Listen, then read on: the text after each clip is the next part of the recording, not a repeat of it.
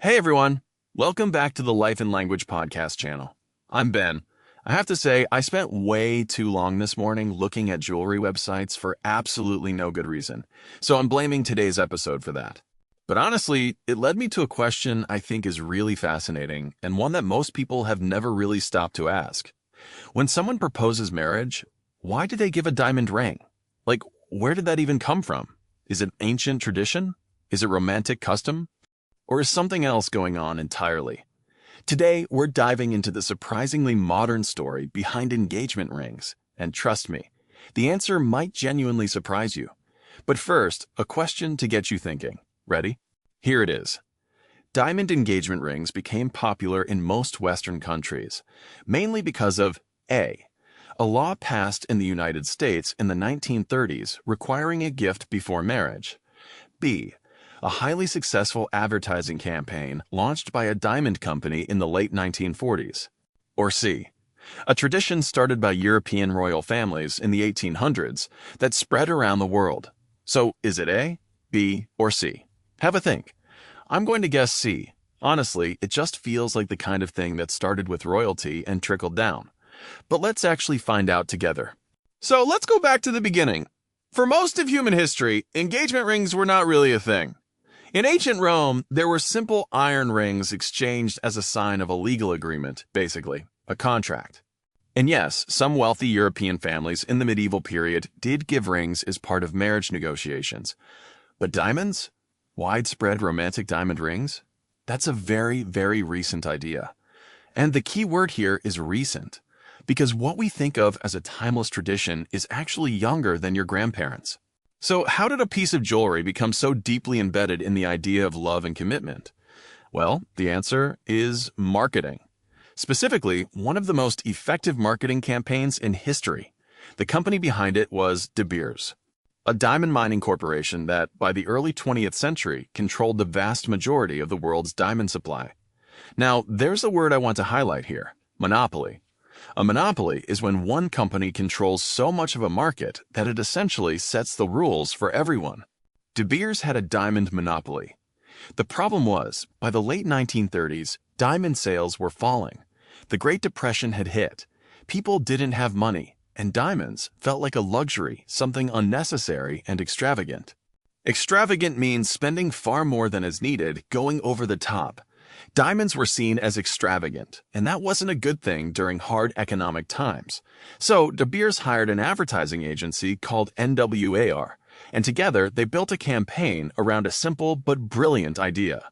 They wanted to make diamonds feel not like a luxury you choose, but like an obligation you fulfill.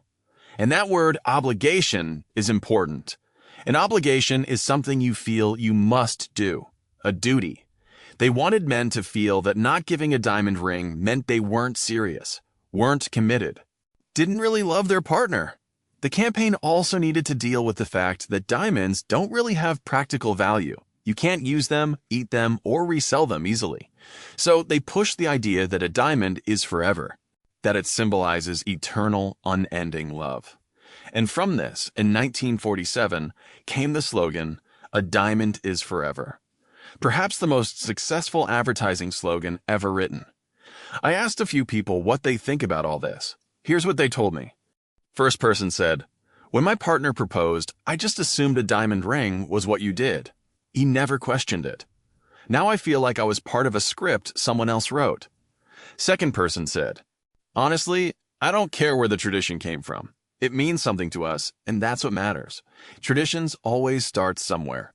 And a third person told me, "I think it's actually kind of funny. We all thought we were following our hearts, and really we were following a 1940s ad campaign. So that's the core of it, but there's more to the story, and it gets even more interesting." One of the cleverest parts of the De Beers campaign was targeting not just buyers, but culture itself. They placed diamonds in Hollywood films. They got celebrities and royals photographed wearing diamond rings. They even sent educational materials to schools, yes, schools, talking about diamonds as symbols of love. This process is called saturation, when an idea or image is pushed into so many parts of society that it starts to feel natural and inevitable. Saturation means covering everything, leaving no space untouched. And it worked. By the 1950s, diamond engagement rings had gone from rare to expected in the United States, and soon after, across much of the Western world. The campaign also relied heavily on the concept of aspiration, the desire to be associated with something better, more successful, more romantic than your current reality. Aspiration is that feeling of reaching upward, wanting to achieve or experience something beyond where you are. De Beers connected diamonds to love stories, to movies, to royalty, so buying a diamond felt like joining that world. And they also introduced something quite specific, the idea that a man should spend 2 months of his salary on a ring. That guideline wasn't based on love or tradition. It was invented by the same advertising agency to increase sales, an inventive rule dressed up as a cultural norm. A norm, by the way, is a standard of behavior that most people in a society follow without really questioning. Just something that feels normal. Now, this doesn't mean engagement rings are meaningless today. Traditions can gain real meaning even if their origins are commercial. But it does raise a genuinely interesting question about how we form our beliefs and follow social expectations without knowing where those expectations actually came from. Before we wrap up, let's quickly go through today's words. First, monopoly. De Beers had a monopoly on diamonds, which gave them enormous power over the market. Next, extravagant. During the Depression, spending money on jewelry felt extravagant to most people. Then, obligation. The campaign made giving a diamond feel like an obligation, not a choice. After that, saturation. Through saturation of film, media, and education, the diamond ring became part of everyday culture. Then aspiration. The ads used aspiration, connecting diamonds to glamour and romance to make people want to buy. And finally, norm. Within a generation, the diamond engagement ring became a norm that almost nobody questioned. Okay, so back to our quiz question. Was it A, law, B, an advertising campaign, or C, a royal tradition? The answer is B, a highly successful advertising campaign from the late 1940s. And honestly, I'm a little embarrassed I guessed C. I fell for exactly the kind of assumption De Beers wanted people to make, that this was old, noble, historical. It wasn't. It was a meeting room and a marketing brief. The real takeaway here is this: not everything that feels ancient and romantic is. Sometimes the most powerful traditions are the ones that were carefully designed to feel that way. Thank you so much for watching today's episode. If you learned something new, and I genuinely hope you did give this video a like, subscribe if you haven't already, and comment practice, and I'll reply with today's phrase. See you next time.